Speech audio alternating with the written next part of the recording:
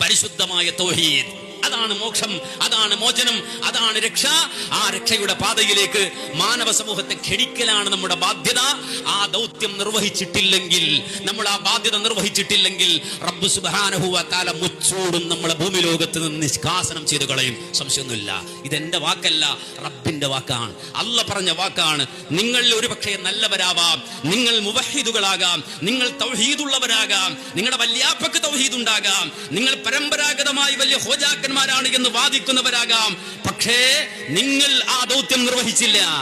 ആളുകൾ ശിർക്കിലും കുഫ്റിലും അകപ്പെട്ടു പോകുമ്പോ ജീവിതത്തിന്റെ വഴിയറിയാതെ ജീവിതത്തിന്റെ ഭൗതിക സുഖ സൗകര്യങ്ങളിൽ മാത്രം ജീവിതം തൊലച്ചവസാനിപ്പിക്കാൻ അവർ ശ്രമിക്കുമ്പോ അത് കണ്ണുകൊണ്ട് കാണാനുള്ള അവസരം നിങ്ങൾക്ക് തന്നിട്ട് നിങ്ങളുടെ നാവ് കൊണ്ട് അതിനെ എതിർത്തിട്ടില്ലെങ്കിൽ, അധികാര ശക്തി ഉണ്ടെങ്കിൽ അധികാരം കൊണ്ട് നിങ്ങൾ അതിനെ എതിർത്തിട്ടില്ല എങ്കിൽ, നിങ്ങൾ മൗനികളായി വായടച്ച് നിങ്ങളുടെ വീട്ടിൽ പോയിരുന്നാൽ മുച്ചൂടും അല്ലാഹു നിങ്ങളെ തുടച്ചു നീക്കിക്കളയും ദുനിയാവിൽ നിന്ന്.